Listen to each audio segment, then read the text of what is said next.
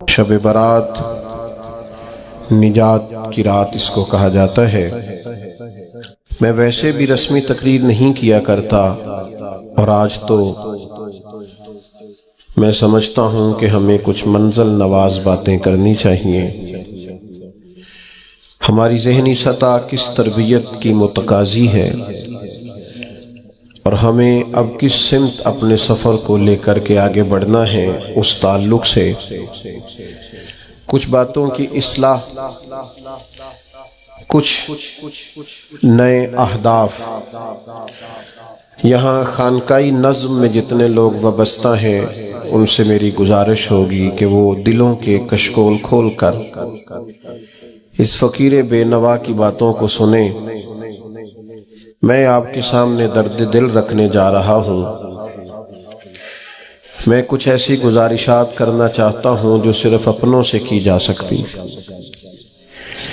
میں جس طرح کا سفر اپنے احباب کے ساتھ کرنا چاہتا ہوں، اس کے تعلق سے کچھ اہم باتیں بڑا سوچ کر، بڑا سمجھ کر۔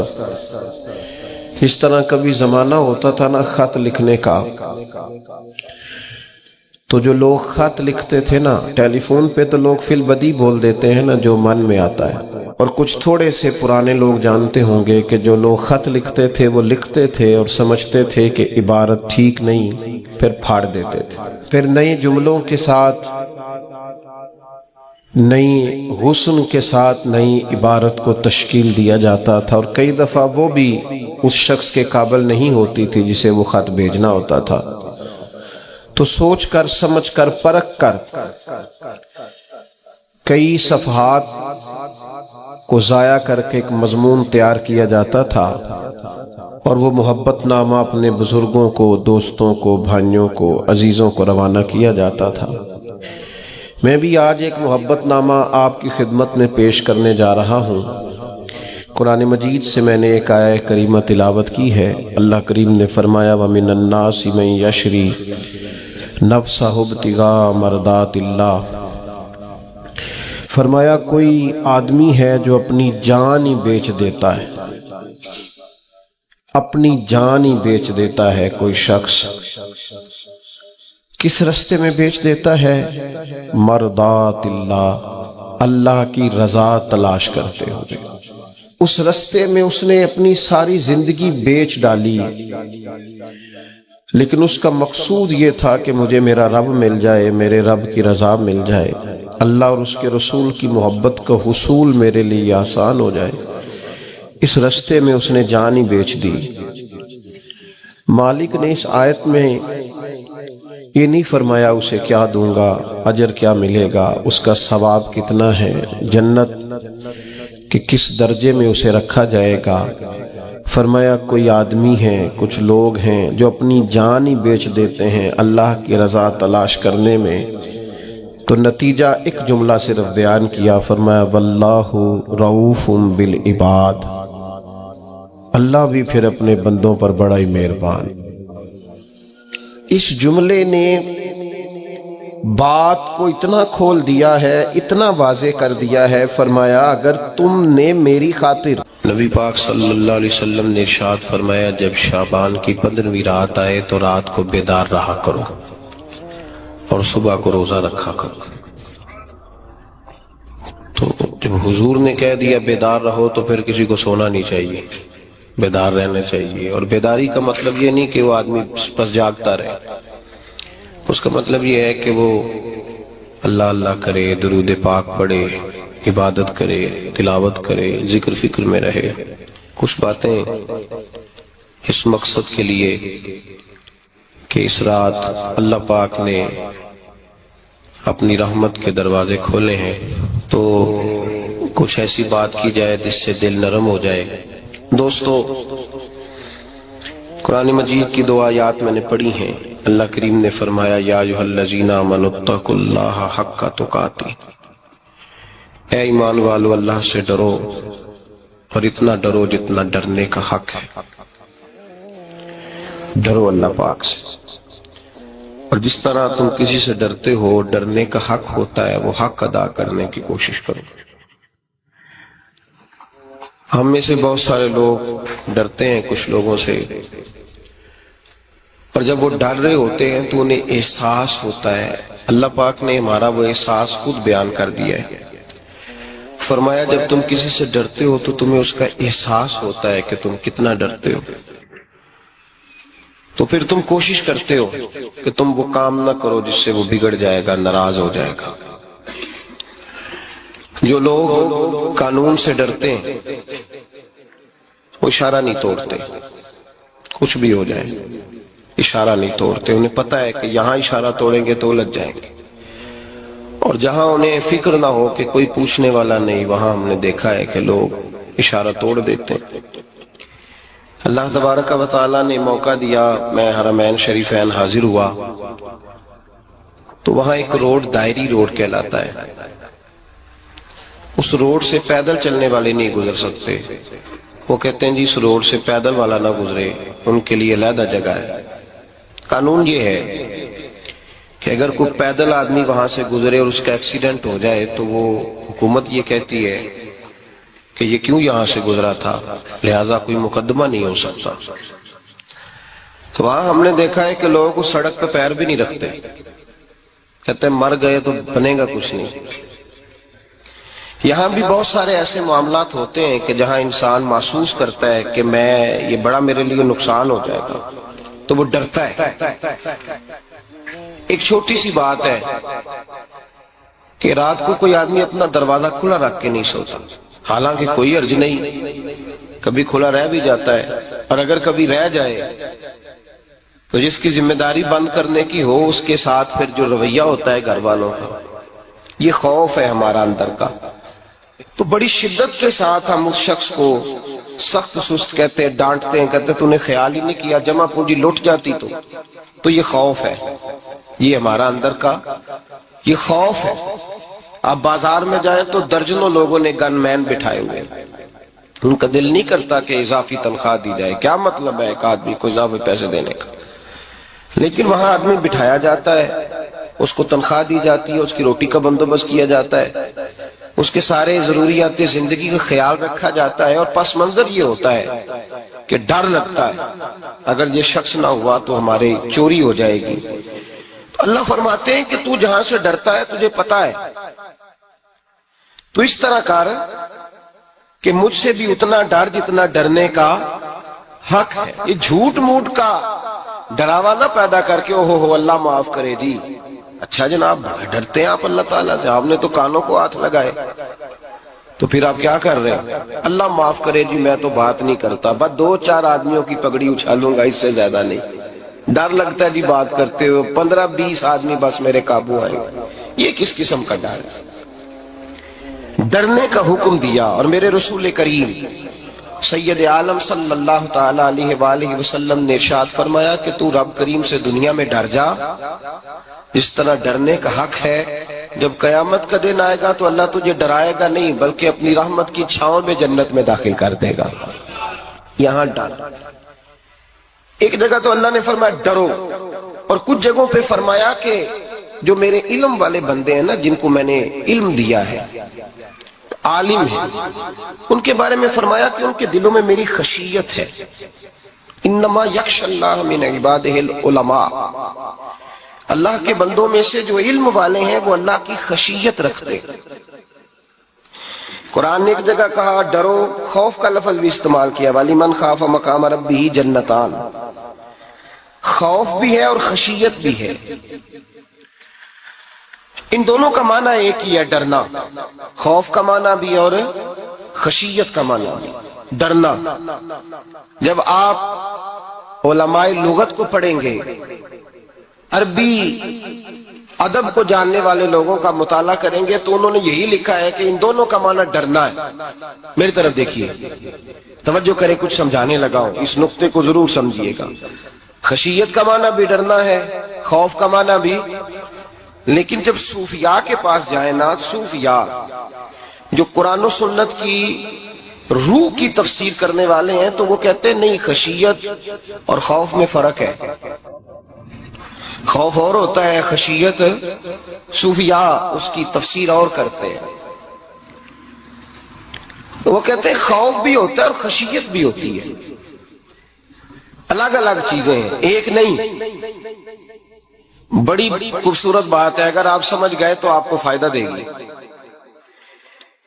صوفیاء یہ کہتے ہیں کہ بھائی خوف ہوتا ہے اپنے گناہوں کا، کہ میں نے یہ گناہ کیے ہیں، اگر اللہ نے مجھ سے پوچھا تو مجھے بڑا خوف آتا ہے، مار پڑے گی، یہ خوف ہے۔ پھر سمجھ لیں، ایک آدمی نے حرام کا مال اکٹھا کیا ہے زندگی میں، معاذ اللہ اس نے بڑے پاپ کیے، گناہ کیے، شراب پی، بدکاری کی، معاذ اللہ تعالیٰ ثم معاذ اللہ۔ اب اسے ڈر لگ رہا ہے کہ اللہ تبارک و تعالیٰ نے پوچھا تو میں کیا جواب دوں گا، یہ خوف ہے۔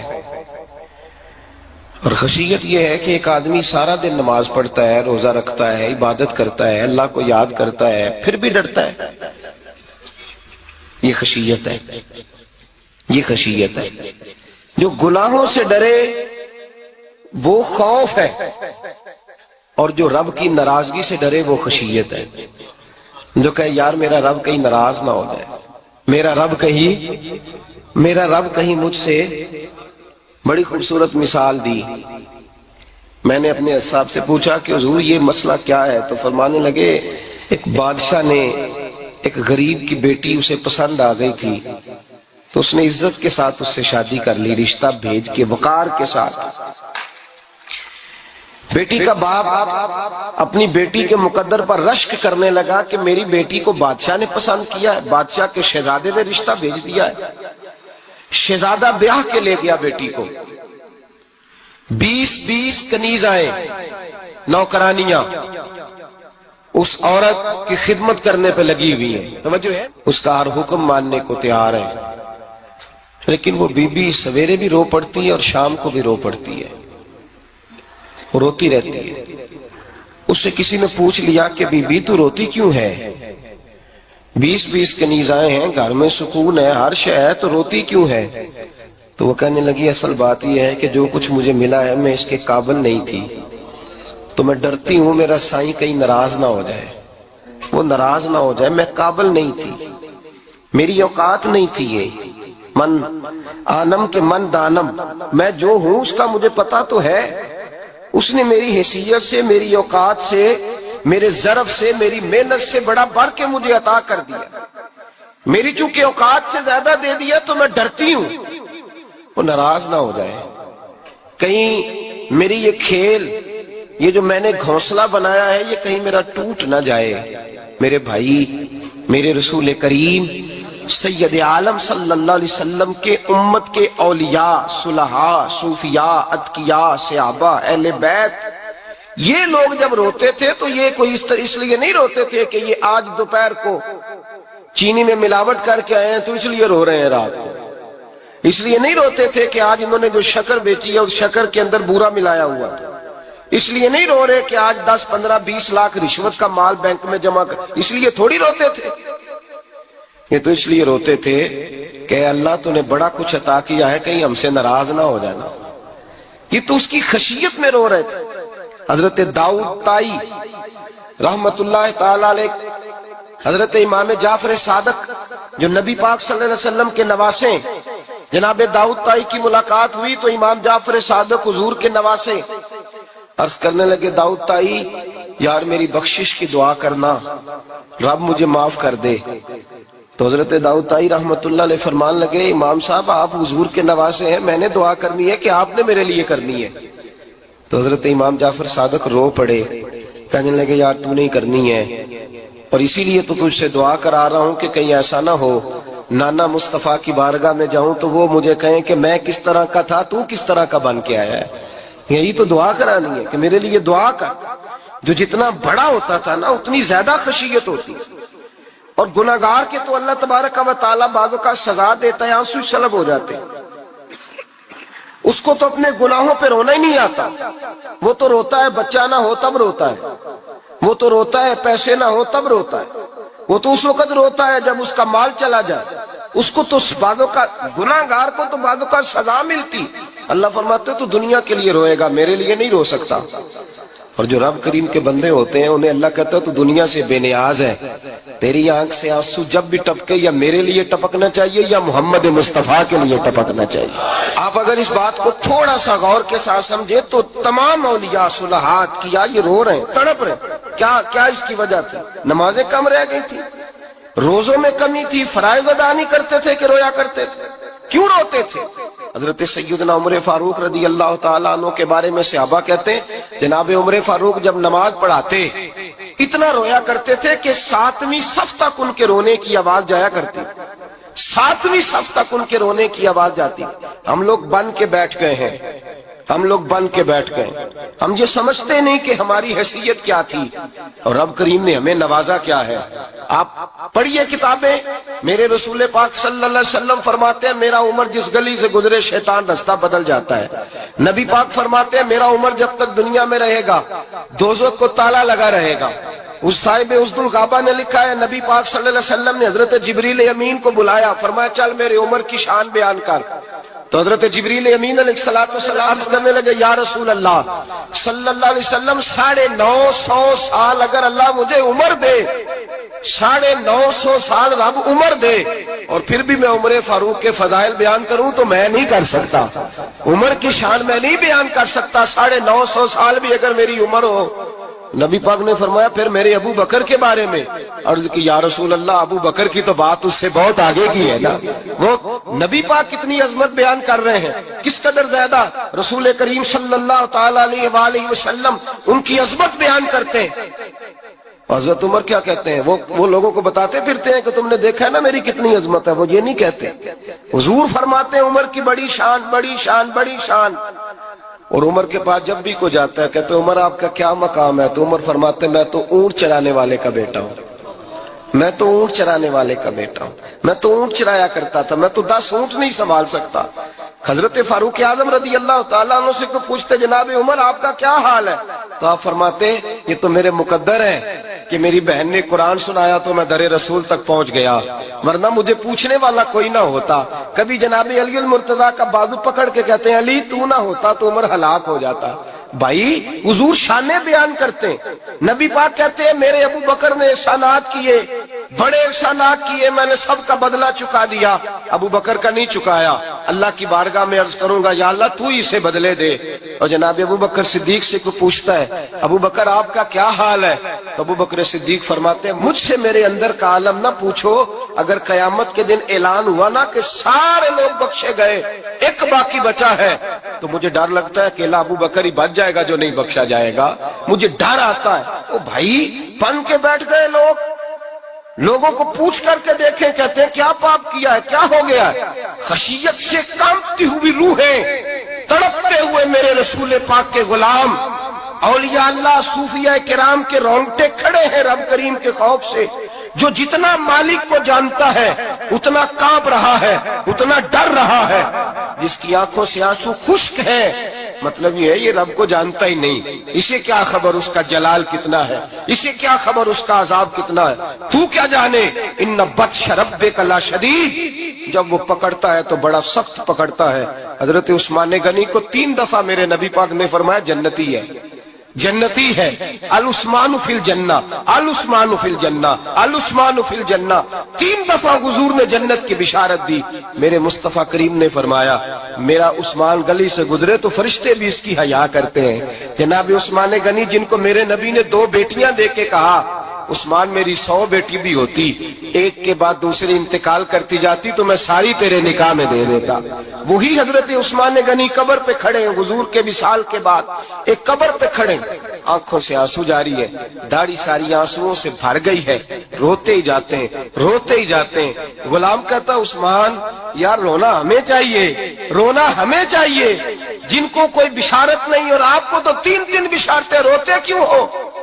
جناب عثمان غنی فرمانے لگے جس مصطفیٰ نے مجھے جنت کی بشارت دی اسی رسول نے فرمایا تھا قبر آخرت کی منزلوں میں سے پہلی منزل ہے، آخرت کی منزلوں میں سے پہلی منزل۔ سوچتا ہوں اگر رب کریم نے عثمان سے حساب پوچھ لیا حساب کیسے دینا ہے، میرے مصطفیٰ کریم نے، یہ تو بات ہے نا جناب عمر کی، یہ تو بات ہے حضرت عمر کی، حضرت ابو بکر کی، جناب عثمان غنی کی، اور جس شیر خدا کے بارے میں نبی پاک نے فرمایا علی منی، وانا من علی، فرمایا علی اور میں دو نہیں، میں علی ہوں اور علی میں ہے. جن کو فرمایا من کنت مولا فہذا علی مولا، جس کا میں مولا اس کا علی بھی، اس کا علی بھی. جس مولا علی شیر خدا کو یہ درجہ دیا. ولی المرتضی اٹھے ہیں، نماز کا وضو کیا ہے، مصلی کی جانب جانے لگے تو جناب علی کا وجود تھر تھر کانپنے لگا، تھر تھر چھم چھم آنسو برسنے لگے. حضرت سیدنا امام حسن آگے بڑھے، ابا جی کیا ہوا؟ فرمایا حسن ڈر رہا ہوں، مالک کی بارگاہ میں جا رہا ہوں، کہیں رب علی کو دھتکار ہی نہ دے، کہیں مالک علی سے حساب ہی نہ پوچھ لے، کہیں اللہ تبارک و تعالیٰ ناراضگی کی نظر سے نہ دیکھے. او بھائی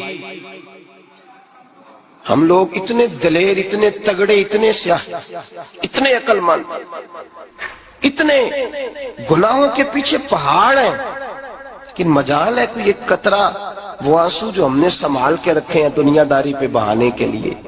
کبھی اپنا حساب کر، کبھی سوچ. روز شکوہ کرتا ہے، کہتا ہے میرے پاس پیسے نہیں، گاڑی نہیں، کار نہیں، کوٹھی نہیں، سرمایہ نہیں. کبھی سوچ جو کچھ ہے اگر رب کریم میرے اور آپ کے اعمال دیکھے تو ہماری حیثیت ہے کہ وہ سارا کچھ ہمیں دیا جاتا؟ ہماری اوقات تھی کہ وہ ہمیں دیا جاتا جو اس نے دیا ہے؟ ٹٹول کے دیکھیں، عمر گزر گئی شکوے کرتے، ذرا پلٹ کے دیکھیں. اگر ہمارے گناہ اور ہماری نیکیاں اکٹھی کی جائیں تو ہم جزا والے نہیں سزا والے نکلتے ہیں معاذ اللہ. محمود غزنوی بڑا پیار کرتے تھے ایاز کے ساتھ، بڑا پیار کرتے تھے، نوازا کرتے تھے. روز کوئی نہ کوئی تحفہ ملتا تھا ایاز کو.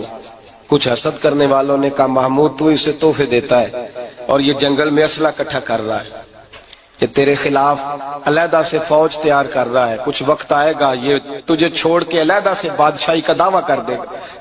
محمود غزنوی کہنے لگے یہ کس طرح کی بات؟ کہا تمہیں پتہ ہے کہ ایاز عصر سے لے کر عشاء تک کہاں رہتا ہے؟ محمود کہنے لگے یار واقعی میں نے کبھی پوچھا تو نہیں.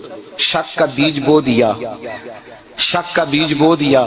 محمود غزنوی کہنے لگے اچھا آج میں پیچھا کروں گا، تفتیش کروں گا، تحقیق کروں گا کہاں جاتا ہے، تحقیق کروں گا. محمود غزنوی نکلے پیچھا کرنے. عصر کے بعد ایاز نے جنگل کا رخ کیا، محمود بھی پیچھے پیچھے ہو لیے. کہتے ہیں جنگل کے بیچ جا کے ایک جھونپڑی آئی، اس جھونپڑی کے اندر ایاز گئے، دروازہ کھولا، اندر چلے گئے. مجھے بڑا غصہ تھا کہ ہر بات مجھے بتاتا ہے، یہ کیوں نہیں بتائی؟ جب ایاز اندر گئے تو میں نے زور زور سے دروازہ کھٹکھٹایا غصے کے ساتھ.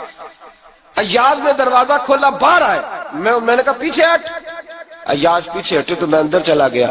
محمود کہتے ہیں جب میں اندر گیا تو میں نے اس جھونپڑی میں ایک پرانا کرتا لٹکا ہوا دیکھا، ایک ٹوٹے ہوئے جوتے پڑے ہوئے دیکھے، ایک چھوٹا سا ڈنڈا دیکھا، ایک مٹکا، ایک پیالہ دیکھا. میں نے ساری تلاشی لی تو چند ٹوٹی پھوٹی پرانی چیزیں. میں نے کہا ایاز یہ کیا ہے؟ تو کہتے ہیں ایاز کہنے لگا بادشاہ ٹٹول کے دیکھ لے، یہی کچھ ہے جو تو نے دیکھا. میں نے کہا یہ ہے کیا؟ کہتے ہیں ایاز پیروں میں بیٹھ گیا، تڑپ کے رونے لگا. کہنے لگا بادشاہ یہ میری اوقات ہے، یہ میری اوقات ہے، یہ میری اوقات ہے، یہ میری اوقات ہے. کہا کیا مطلب؟ کہنے لگا جس دن تیرے پاس آیا تھا نا تو یہ میری کائنات تھی کل. آج تیری مہربانیوں نے مجھے یہاں تک پہنچا دیا ہے. میں جو تیرا غدار نہیں نہ ہوتا، میں جو تیری نافرمانی نہیں کرتا، اس لیے نہیں کرتا کہ میں ہر شام آ کے اپنی اوقات یاد کرتا ہوں اور پھر مجھے روز رات کو میرا نفس کہتا ہے اس کا وفادار رہنا، اس کا وفادار رہنا. تو اس حال میں تھا جب آیا تھا، اگر یہ بگڑ گیا تو پھر تجھے اپنی اوقات کا پتہ ہے نا. محمود غزنوی نے سینے سے لگایا. کہنے لگے آج تک تو بچا بھی اس لیے ہے کہ تو اپنی اوقات نہیں بھولا. ملا رومی کہتا ہے اپنی اوقات یاد رکھ تو کیا تھا. تجھے ایک رات سونے نہ دے تو اپنی ٹانگوں پہ کھڑا نہیں ہو سکتا. تیری وہ آنکھ لے جائے تو کچھ نہیں کر سکتا. وہ تجھے معذور کر دے تو کچھ نہیں کر سکتا. 30 سال کے اونچے 7 فٹ قد کے جوان اس نے فالج زدہ کر کے ہسپتالوں میں ڈال دیے، وہ کچھ نہ کر سکے. بڑے بڑے پہلوان جو کہتے تھے کہ ہم اٹھے تو دنیا اٹھتی ہے، اس نے پھینک دیے من و مٹی کے نیچے، کچھ نہ کر سکے. اپنی حیثیت نہ بھول، میرے رسول کریم سید عالم صلی اللہ علیہ وسلم نے فرمایا دو باتوں میں لوگ دھوکے میں ہیں، دھوکے میں ہیں، دھوکے میں ہیں، دھوکے میں۔ یا رسول اللہ کون سی؟ فرمایا جو صحت مند ہے وہ دھوکے میں ہے، وہ سمجھتا ہے میں کبھی بیمار ہی نہیں ہوں گا، مجھے روز اسی طرح نیند آئے گی جس طرح اب آتی ہے، میں روز اسی طرح اٹھوں گا جیسے اب اٹھتا ہوں، میں اتنا ہی لمبا چوڑا رہوں گا جس طرح آج ہوں، میرا حسن اسی طرح قائم رہے گا جیسے آج ہے۔ تو دھوکے میں ہے، دھوکے میں۔ بڑے بڑے آئے اور بڑے بڑے مٹی کا ڈھیر ہو گئے، فنا ہو گئے، کل من علیہ فان، فنا ہو گئے، کوئی پوچھنے والا نہ رہا۔ اور میرے رسول پاک نے فرمایا جو فارغ ہے، جن کو رب نے اپنی عبادت کے لیے فارغ کیا، اپنے دین کی نوکری کے لیے فارغ، وہ بھی دھوکے میں ہیں، وقت ضائع کر رہے ہیں، چوک اور چوراہے میں کھڑے ہیں۔ میرے بھائی جب اپنی حیثیت انسان بھولتا ہے، حیثیت بھولتا ہے، پھر وہ شکوہ کرتا ہے، جب اپنی اوقات بھولتا ہے پھر شکوہ کرتا ہے، جب وہ بھول جاتا ہے کہ میں کیا تھا پھر وہ شکوہ کرتا ہے۔ حضرت سیدنا امام اعمش رحمت اللہ علیہ بازار میں کھڑے تھے تو بادشاہ کا بیٹا گزرا، اکڑ کے گزرا، آپ نے بازو پکڑ کے کھینچا، فرمایا جا کے اپنی ماں سے پوچھ اور اپنے باپ سے پوچھ تیری اوقات کیا ہے، اکڑ کے چلتا ہے، جا پوچھ ان سے تیری حیثیت کیا ہے۔ حضرت جناب سیدنا امام اعمش نے ڈانٹا تو واپس آیا، آگے کہنے لگا ابا وہ امام کیا کہتا تھا کہ میری اوقات کیا ہے، کیا اوقات ہے میری؟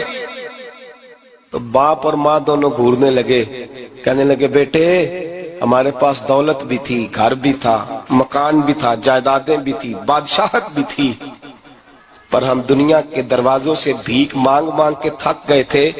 عرش کا مالک ایک بیٹا عطا نہیں کرتا تھا، ایک بیٹی نہیں دیتا تھا، تڑپ گئے تھے، روتے تھے، سسکتے تھے۔ پھر وہی امام احمد جنہوں نے آج تجھے گلی میں کھڑا کیا ہے اس کے دروازے پہ جا کے بیٹھ گئے، ہم نے کہا رب ناراض ہو گیا، دعا کرو ہم سے راضی ہو جائے، چلو زیادہ نہیں ایک لال ہی ہمیں دے دے۔ کہ امام احمد دعائیں کیا کرتے تھے تو تب اللہ پاک نے تو ہمیں عطا کیا تھا۔ تیری او بھائی اپنی حیثیت کا تو تعین کر، تو بڑھ بڑھ کے باتیں کرتا ہے، تو بڑا کھل کھل کے بولتا ہے، اپنی حیثیت کا تو تعین کرنا، در اندازہ تو کرنا کہ تو کون تھا، کہاں سے آیا ہے، تیری اوقات کیا ہے۔ یہاں لوگ ایک منٹ میں آگے نکل جاتے، پلٹ کے دیکھ تو صحیح۔ اور میرے بھائی جو بڑے لوگ تھے وہ تڑپا کرتے تھے۔ حضرت فضیل بن عیاض رحمت اللہ علیہ فرماتے ہیں بغداد میں بارش نہیں ہوتی تھی، قحط پڑ گیا، جانور پیاس سے مرنے لگے، جوان بچے بوڑھے نڈھال ہونے لگے۔ فرماتے ہیں میں بھی نکلا، سفیان ثوری بھی نکلے، اور بھی کئی صوفیاء میدان میں نکلے، دعائیں مانگی پر بارش نہیں ہوتی تھی۔ فرماتے ایک جھونپڑی سے ایک سفید بالوں والا اور گندمی رنگ والا ایک بوڑھا غلام نکلا جو کسی کا ملازم تھا، باہر آیا چونپڑی سے، ہم اسے دیکھ رہے تھے وہ ہمیں دیکھ نہیں رہا تھا۔ فرماتے ہیں اس کے چہرے پر عبادت کے نشان تھے، دور سے اس کا چہرہ دیکھتے لگتا تھا کوئی رب کریم کا بندہ ہے۔ فرماتے ہیں ہم اسے اللہ کا ولی جانتے تھے۔ اس نے دعا مانگی کہ تو لفظ پتا کیا ہے دعا کے، ہاتھ اٹھا کے کہنے لگا مولا مجھے پتا ہے کہ جو بارش نہیں نہ ہو رہی ہے میری وجہ سے نہیں ہو رہی، میرے گناہوں کی بڑی لمبی فہرست ہے، بڑی لمبی لائن ہے۔ کہنے لگا اے اللہ میری اکیلے کی وجہ سے سارے بغداد کو سزا تو نہ دے، رب کریم جوان بھوکے، بچے بھوکے، مائیں ترس گئیں، بچے ترس گئے، جانور پانی کے قطرے، اللہ گناہ تو میرے اکیلے کے ہیں اور ان سب کو سزا کیوں دیتا ہے؟ نہ میری سزا سب کو تو نہ دے، میری سزا صرف مجھے دے، ان کو نہ دے۔ کہتے ہیں ابھی اس کے ہاتھ اٹھے ہوئے تھے، دعا بول رہا تھا، رب کریم نے فوراً بارش عطا فرما دی۔ فرماتے ہیں کھل کے بارش برسی۔ میں نے لوگوں سے پوچھا پتہ کرو کس کا غلام ہے، کہا فلاں آدمی کا۔ حضرت فضیل بن عیاض کہتے ہیں میں شام کو گھر چلا گیا، اس کے آقا سے بات کی، خرید لیا۔ میں جب اس کو خرید کے لایا گلی میں جا رہے تھے تو مجھے کھڑا کر کے کہنے لگا فضیل میں نکما سا آدمی ہوں، بال بھی سفید ہے، مجھ سے تو زیادہ کام ہی نہیں ہوتا، کیوں تو نے پیسے خرچ کیے، میں اس قابل ہی نہیں تھا، کیوں خریدا؟ تو حضرت فضیل ابن عیاض کہتے ہیں میں نے اس کو کہا کل جو تو نے دعا مانگی تھی تو نہیں دیکھ رہا تھا، ہم دیکھ رہے تھے، تو مقبول ہے رب کریم کی بارگاہ کا، تجھے اس لیے خرید کے لایا ہوں تو مقبول ہے۔ کہتے ہیں یہ لفظ سنے تو ٹھہر گئے وہ، کہنے لگے اچھا آقا مجھے 5 منٹ کا وقت ملے گا؟ میں نے کہا ہاں ہاں ضرور ملے گا۔ کہتے انہوں نے وہیں نماز کی نیت باندھ لی، 2 رکعتیں پڑھی اور 2 رکعتیں پڑھ کے ہاتھ اٹھائے، کہنے لگے مولا تیرا اور میرا راز تھا، تو نے راز کیوں کھولا؟ اللہ مسترنا بسترک الجمیل، یا اللہ تیرے پاس پیارے پیارے پردے ہیں، ایک پردہ مجھے عطا کر دے، مجھے اپنا رکھ، مجھے لوگوں کے سامنے میرے پردے نہ کھول۔ آپ فرماتے ہیں یہ کہہ کہ وہ زمین پہ بیٹھے کلمہ شہادت پڑھا، ان کی روح پرواز کر گئی۔ میرے بھائی جو زیادہ پرہیزگار تھے، تو بڑے رب کریم کے بندے تھے، ان کے تو آنسو خشک ہی نہیں ہوتے، وہ تو تڑپا کرتے، صبح شامیں ان کی روح کے گزرتے تھے، اور رب کریم کی ناراضگی سے ڈرتے تھے۔ وہ کہتے تھے مالک کہیں ناراض نہ ہو جائے، کہیں بگڑ نہ جائے۔ میرے رسول کریم صلی اللہ علیہ وسلم کے صحابی کہتے ہیں ایک جنگ سے خوشخبری آئی، تو جو خوشخبری لانے والے تھے وہ حضرت عمر فاروق رضی اللہ تعالیٰ عنہ کے پاس پہنچے خوشخبری دینے۔ حضرت عمر رضی اللہ تعالیٰ عنہ کھڑے تھے، صحابی نے آ کے کہا عمر مبارک ہو۔ جناب عمر کچھ لوگوں سے گفتگو کر رہے تھے، بات چیت جاری تھی، کہا مبارک ہو، فتح ہو گئی۔ حضرت عمر کہنے لگے ٹھہر تو جا، اس سے تو بات کر لینے دے جس سے کر رہا ہوں۔ جب کہنا ٹھہر تو جا، تو جو پیچھے کھڑے تھے وہ شرمندہ ہو گئے۔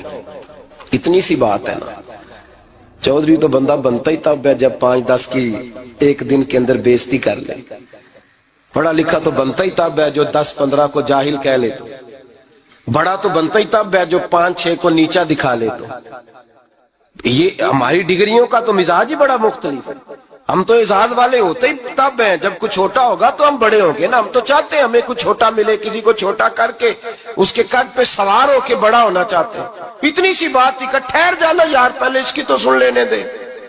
وہ شرمندہ ہو گئے صاحب۔ جب وہ شرمندہ ہوئے تو سیدنا فاروق اعظم دوڑے گئے۔ صحابہ کہتے ہیں گارا تھا، کیچڑ تھا، اس گارے میں سر رکھا، سجدہ کرنے لگے، اٹھے، کہنے لگے مولا اپنی عمر سے ناراض نہ ہو جانا، یہ کل تک اونٹ چرایا کرتا تھا، آج تیری مخلوق کو شرمندہ کرنے لگ گیا ہے، یہ اپنی حیثیت ہی بھول گیا، اسے خبر ہی نہیں کہ یہ کیا تھا، یہ آج تیری مخلوق کو شرمندہ کرتا ہے۔ اللہ اپنی عمر سے ناراض نہ ہو جانا۔ وہ شخص کہتے ہیں پیچھے آ کے کھڑا رو رہا ہوں۔ میں نے کہا عمر کیا کر رہے ہو؟ فرمایا نہیں یار میں نے تجھے شرمندہ کیا ہے، یہ میں بھول گیا تھا کہ میں کیا ہوں۔ بھائی اپنی حیثیت کا تعین کریں، آؤ آج اپنی حیثیت کا تعین کریں، دیکھیں ہم کہاں تھے، کہاں بیٹھے، پلٹ کے دیکھیں کیا تھے ہم، کیا ہے، راتیں کہاں گزرتی ہیں، صبح کہاں بیتتی ہیں۔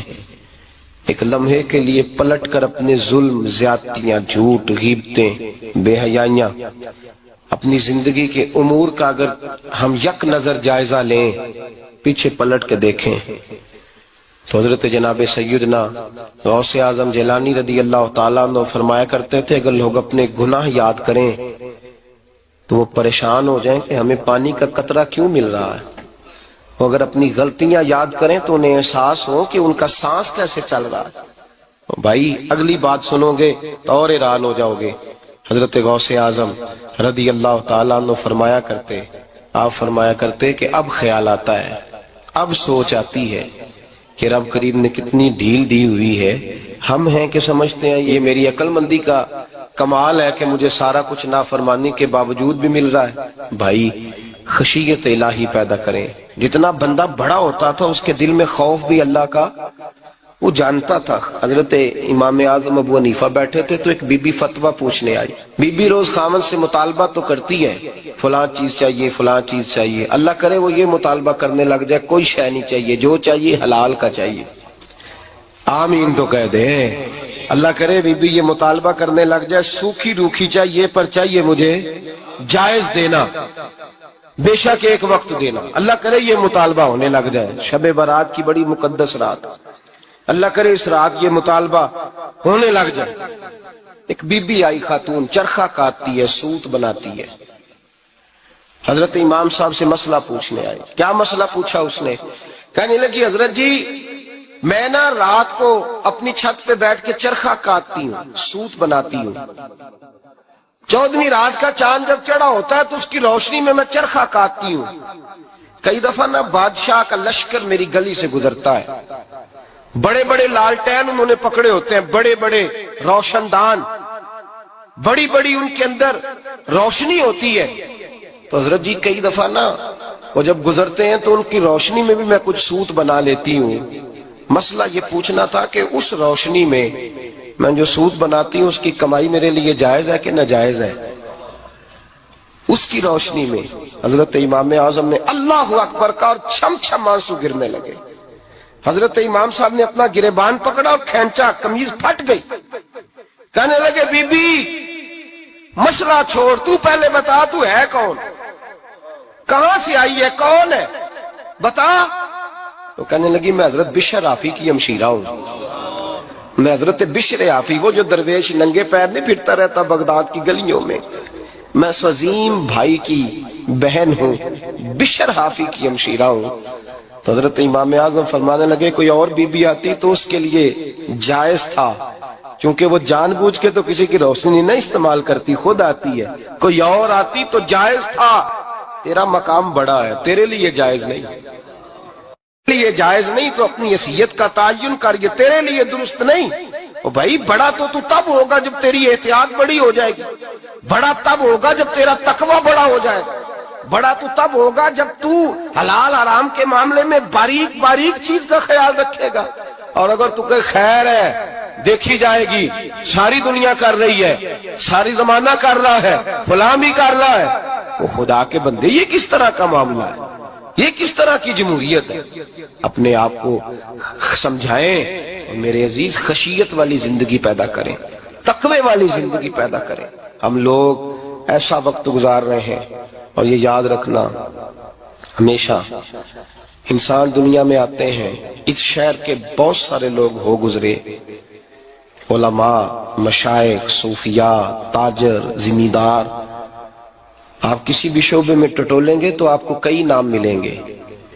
اس شہر محبت کے ڈھیروں لوگ ہو گزرے، اور یہ کہانی ہر شہر کی ہے. آج میں اور آپ یہاں بستے ہیں، کچھ وقت کے بعد ہم داستان ہوں گے. امام شافعی رحمت اللہ علیہ فرماتے ہیں میں ایک شہر سے گزر رہا تھا تو میرے پیر کو ٹھوکر لگی، میں نے زمین کھودی تو ایک کھوپڑی نکلی، کھوپڑی نکلی تو اس کے اوپر تاج بھی تھا.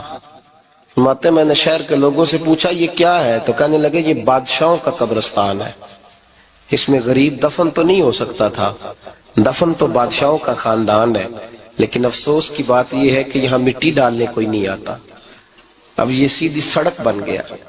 بھائی کبھی پلٹ کے دیکھ، ہزاروں لوگ آئے، اس روڈ سے کروڑوں لوگ گزرے اور منزل کو چلے گئے، لوگوں نے یاد نہیں رکھا. آپ اپنے حصے کا عمل کرنے آئے، ٹھیکیدار نہیں ہے کوئی اپنی اولاد کا، بال بچے کا، بہن بھائی کا. حق ضرور ہے، ان کے لیے محنت ضرور کرے گا، لیکن اس کو یہ اجازت نہیں ہے کہ وہ کہے کہ میں اب بڑا ذمہ دار ہوں تو میں نے 20 کروڑ بینک بھر کے جانا ہے. حضرت عمر بن عبدالعزیز رحمت اللہ تعالیٰ علیہ کے انتقال کا وقت آیا تو اپنے بیٹوں کو بلایا، فرمانے لگے بیٹو تمہارا باپ بزدل تھا، تمہارے لیے کچھ کر نہیں سکا. کہا ابا جی کیا ہوا؟ فرمانے لگے بیٹے میں بزدل تھا، جہنم سے ڈر گیا، تمہارے لیے کوئی بینک بیلنس اکٹھا نہیں کر سکا. میں تھوڑا دلیر ہوتا، دوزخ سے نہ ڈرتا تو تجوریاں بھر کے جاتا. پرانے بادشاہ محل چھوڑ کے گئے ہیں، پر میرے پاس کچھ نہیں ہے، بادشاہ ہونے کے باوجود میں فقیر ہوں، خالی آ جا رہا ہوں. بزدل جو تھا. آپ نے جب یہ لفظ کہے تو بچے رونے لگے، کہنے لگے ابا جی ہمیں تو فخر ہے، ہمیں تو فخر ہے، جس گلی سے بھی ہم گزرتے ہیں کپڑے ہمارے سادے ہوتے ہیں پر لوگ دکانیں چھوڑ کے ملتے ہیں، کہتے ہیں نیک باپ کی اولاد جا رہی ہے، یہ بڑے مرتبے والے باپ کی اولاد جا رہی. بھائی یاد رکھیں، خشیت الہی پیدا کریں، نہ اپنی ذات کے ساتھ ظلم کریں. اگر آپ کوئی بھی غلط کام کرتے ہیں تو اس کا جواب آپ نے دینا ہے. اگر آپ نے 1 کروڑ روپیہ ناجائز کمایا ہے تو وہ اللہ آپ سے نہیں، آپ کے بچے سے نہیں پوچھے گا، بیوی سے نہیں پوچھے گا، بہن بھائی سے نہیں، وہ آپ نے جواب دینا ہے.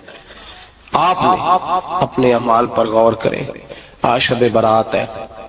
میرے نبی کریم صلی اللہ علیہ وسلم نے فرمایا کہ میری امت کی اتنی بخشش ہوگی، مدینے میں سب سے زیادہ بنو کلب کا قبیلہ بکریاں پالتا ہے، ان کی بکریوں کے بالوں سے بھی زیادہ اللہ میری امت کی بخشش فرمائے گا۔ اس کو توبہ کی رات کہا جاتا ہے۔ توبہ کا مطلب یہ ہوتا ہے کہ اللہ میں آج کے بعد گناہ نہیں کروں گا۔ توبہ کا مطلب ہوتا ہے کہ میں آج کے بعد یہ غلطی، آپ کا ملازم کتنی بار غلطی کرے تو آپ رکھ لیتے ہیں؟ ایک دن میں 100 دفعہ کرے تو گنجائش ہے اس کو رکھنے کی؟ اللہ رکھ لیتا ہے، کہتا تو توبہ کر، ہے گنجائش؟ میرا خیال ہے جو 10 بار بھی کرے اس کے لیے بھی گنجائش، اس کے لیے بھی گنجائش ہے۔ استاد باپ ہوتا ہے، بچے سے غلطی ہو جائے تو کہتا تجھے ارجانہ بھرنا پڑے گا۔ بچے لگے نہیں ہوتے اسکولوں میں، جرمانے لگے ہوتے ہیں، چھٹی کا لیدہ ہے، فلاں کام کا لیدہ ہے، حالانکہ باپ ہے۔ بھائی اللہ فرماتا ہے تو توبہ کر، اور توبہ یہ ہے کہ میں آج کے بعد یہ گناہ، اس آدمی نے کل 5 نمازیں نہیں پڑھنی، اس کا آج توبہ کرنے کا کیا مطلب ہے؟ توبہ کا کیا مطلب ہے کہ میں آئندہ گناہ، تو جو سویرے 5 نمازیں نہیں پڑھنا چاہتا، کہتا ہے کل زور نہیں میں نے پڑھنی، چلو فجر تک جاگنا ہے، فجر پڑھ لوں گا، تو اس نے توبہ کی ہے؟ کو مذاق ہے؟ استغفر اللہ استغفر اللہ، اللہ معاف کر دے، کیا معاف کر دے؟ سویرے تو مسجد آئے گا۔ بھائی آپ کسی جگہ، ہم سادے لوگ ہیں، دیہاتی لوگ، یہ ہمارا دیہات کا ماحول ہے، بچے کو مارتے ہیں نا مدرسے والے کو، تو ہم کہتے ہیں دوبارہ کرے گا، تو کیا کہتا ہے؟ اگوں تو جو بچہ کہے تسی تھپڑ دو مار لو میں سویرے پھر کرنا جی، تو اس کو معافی ملے گی؟ یہ کیسی معافی ہے کہ سویرے میں نماز نہیں پڑھنی زور کی، لیکن یا اللہ معاف کر دے، یا اللہ، یہ جھوٹ ہے، یہ دھوکہ ہے، یہ مذاق ہے، مذاق نہیں کرے۔ اور بندہ کوئی سیاںا ہو تو مذاق برداشت نہیں کرتا، اور معاذ اللہ استغفر اللہ، رب کریم کے ساتھ مذاق، یا اللہ میری توبہ، یا اللہ میری توبہ، یا اللہ مجھے معاف کر دے، یا اللہ معاف کر دے، اور سویرے جھوٹ پھر بولنا ہے اٹھتے ہی، تو یہ کیسی توبہ ہے؟ توبہ کا مطلب ہوتا ہے کہ میں توبہ کرتا ہوں آج کے بعد گناہ، تو توبہ کو سمجھے تو صحیح نا میرے بھائی، توبہ کو سمجھے۔ تمام صحابہ، چونکہ شراب حرام نہیں تھی تو ہر آدمی پیا کرتا تھا، جب حرام ہو گئی تو پھر کسی نے منہ نہیں لگایا، توبہ ہو گئی تو پھر ہو گئی، پھر معاملہ ختم ہو گیا۔ پھر کبھی قریب حضرت مرثد بن ابی مرثد البغوی رضی اللہ تعالیٰ عنہ حضور کے صحابی ہیں، آپ فرماتے ہیں میرے اندر ایک غلطی تھی، میرا بہت ساری خواتین کے ساتھ دوستانہ تھا، نبی پاک کی بارگاہ میں جب میں گیا اسلام کی بائعت کی تو حضور نے فرمایا تیری نظر جھکی رہنی چاہیے، خبردار کسی عورت سے تیرا، کہتے ایک نصیحت نبی پاک نے کی۔ آپ فرماتے ہیں میں نے اپنے دل کو اس طرح سمجھایا کہ عورتیں اگر میرے پاس آ کے کھڑی ہوتی تھی تو میرے اندر کا وجود کہتا تھا کہ ہو ہی نہیں سکتا میری توجہ جائے، اس لیے کہ توبہ کی ہے، اب دوبارہ ادھر توجہ جا سکتی؟ میرے بھائی توبہ کو اس کے مفہوم کے ساتھ توبہ کریں، جھوٹ نہیں بولیں، گناہ نہیں کریں۔ میرے رسول کریم صلی اللہ علیہ وسلم نے فرمایا استغفار پڑھا کرو، میں دن میں 100 مرتبہ استغفار کرتا ہوں۔ حضور کہتے ہیں میں دن میں، حضور 100 دفعہ دن میں استغفار کرتے۔ امام حسن کے پاس ایک شخص آیا، کہا میرے پاس اولاد نہیں، فرمایا استغفار پڑھ۔ ایک پھر آ گیا، اس نے کہا حضور میرے پاس روزی نہیں، فرمایا استغفار پڑھ۔ ایک اور آیا، اس نے کہا حضور بیماری بڑی ہے گھر میں، فرمایا استغفار کر۔ آپ کے صاحبزادے بیٹھے تھے، کہا ابا جی جو آتا ہے آپ استغفار ہی بتاتے ہیں۔ آپ فرمانے لگے جب کوئی بندہ توبہ کرتا ہے تو رب راضی بڑا ہوتا ہے۔ تو میں نے سب کو توبہ کا وظیفہ بتایا ہے، جس کی جو بھی مجبوری ہو اگر توبہ کر لے تو اللہ تعالیٰ اسے آسانی عطا کر دیتا ہے، اللہ اس پہ نظر رحمت کر دیتا ہے۔ اپنے آپ کو تبدیل کریں، نماز کو اس کی حقیقت کے ساتھ پڑھا کریں، اس کی حقیقت کے ساتھ نماز کو پڑھیں، 5 وقت مسجد میں حاضری دیں، چھوڑ کے سارے کام چھوڑ کے، باقی سارا کچھ بعد میں۔ آپ کا رشتہ لوگوں کے ساتھ زندگی کا ہے، موت کا نہیں ہے۔ آپ خود دیکھ لیں، جن کے بزرگ چلے گئے وہ ڈیلی جاتے ہیں قبرستان، کل بیٹھتا ہے 2 گھنٹے جا کے، والد صاحب ہیں، دادا جی ہیں، نانا جی ہیں، دیکھا کبھی کسی کو صبح گیا ہو شام آیا ہو؟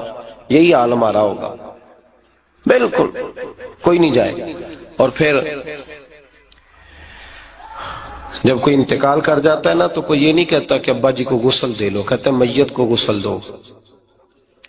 ماں آنکھوں کی ٹھنڈک ہوتی ہے لیکن کہتے ہیں لاش کو اٹھاؤ، जनाजे को उठाओ, आपके रिश्ते नाते खत्म हो गए, खत्म हो गए। अगर आप नाराज ना हो तो मुझे जनाजे पढ़ाने का मौका मिलता है, एक दो बात अर्ज करता हूँ, उसके बाद जिक्र करते हैं, इंशाअल्लाह दुआ होगी। जनाजों पे जाने का इत्तेफाक होता है, तो मैं जनाजे से महसूस करता हूँ बहुत सारी चीजों को। मैं देखता हूँ कि जनाजा होने के बावजूद लोग ये समझते हैं कि ये होना था काम, ये हो गया, और वहां कैफियत ये होती है कि सिर्फ यही जनाजा है, इसी ने फौत होना था, हम तो बचे हुए हैं। कुरान पाक से मोहब्बत करना, कुरान पाक पढ़ने वालों से प्यार करना, कुरान के मदारस को आबाद करना, ये बड़ा मुश्किल होता जा रहा है। हम एक मदरसा चलाते हैं, हम महसूस करते हैं कि ये बड़ा कठिन मामला है, बड़ा कठिन। एक तो तनकीद की नजर भी सबसे ज्यादा इदारों की तरफ होती है, और सबसे कम ताउन भी इदारों के साथ होता है। मजबूरी के साथ इदारे वक्त गुजारते हैं। अपना रुझान मदारस की जानिब करें और दीन सीखने की तरफ रुझान करें। कुरान मजीद सही पढ़ना सीखें, कुरान मजीद सही समझना सीखें।